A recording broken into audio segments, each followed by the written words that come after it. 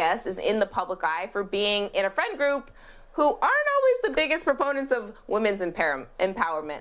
Some of the women have attacked my next guest for her appearance after a mommy makeover, even though she has a PhD and is a professor at Johns Hopkins University. So how does she rise above it all and promote women's empowerment in a group that is not as supportive as you'd want your sisters to be? Joining me now is Dr. Wendy Osefo, assistant professor at Johns Hopkins School of Education, and she's also a cast member on The Real Housewives of Potomac, which I was told recently is the most popular of the Housewives franchises. So congratulations, everyone. It's funny, it's like I do a lot of things in my life.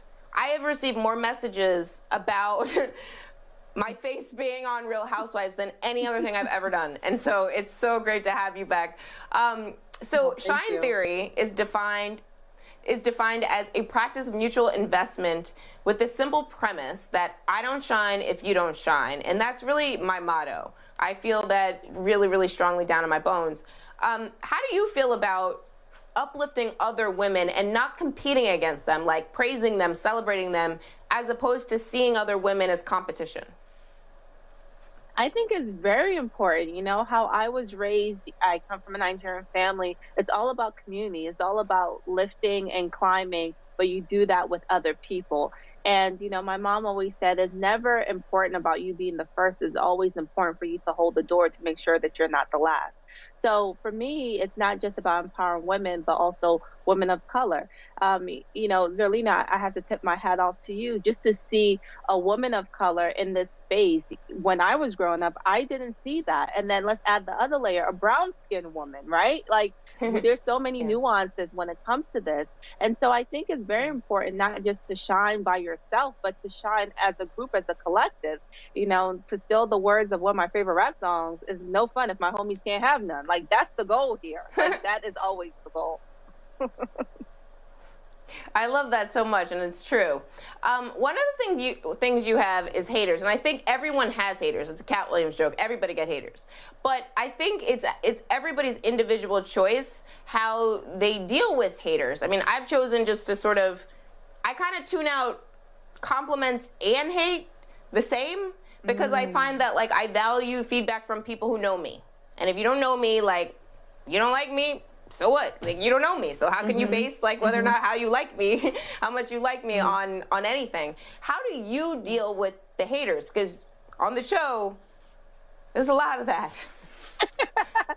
Well, you know, I think that's really important for you to, again, keep your nucleus and keep your circle. And know that if someone doesn't know you, they really can make an assessment of you accurately. And like you rightfully said, I try to, you know, really just drown out the positivity as well, because the truth of the matter is, you know, the saying goes, if you live by the applause, you'll die by the booze. So if you allow people to gas your head up by saying how great you are, then you will also allow them to deflate you when they say that you're not so great. So it's really important for me just to keep my community who know me, who know Wendy, who know Wen, who know me as, you know, the girl who came to this country at 3 years old. And their opinions matter. As long as they love me and care for me, I don't care what a hater says. But please understand, you're not doing anything right unless you have haters. So that is always the goal. You have to have haters. That is also part of the Cat Williams joke. Like, you should have haters. Like, unless you're not that great, maybe you're not that great to have them, but I think that haters are evidence that you're doing something right, at least. But I just mostly tune it out. One of the things that I have been tuning into is the conversation you've been having on the show that deal with the racial reckoning that I was just talking to Cam about.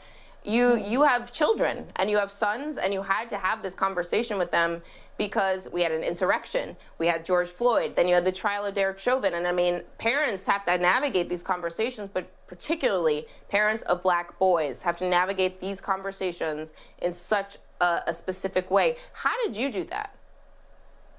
Well, you know, thanks to your show, actually, that's part of the reason we were able to do that, because I talked about how if I'm having these conversations with my boys, I think that's incumbent for everyone, no matter what your race is, to have these same conversations with your children. But I think that what's really important for Black parents while we're having this conversation is to let our children know that just because there are some people in society who may think like this, it doesn't make you less than. you are still a king. You should still walk with your head held high, because the misconceptions of other people have no bearing on you, on your intelligence, on your ability to be great. And it's having those real authentic conversations with your children, but also letting them know that they're still amazing human beings. And that is a delicate balance that myself and my husband had to really achieve, is doing both of those things at the same time. It's been incredible to watch. And again, thank you so much for being here tonight. And please stay safe and say hi to all of your family. Thank you again for being here.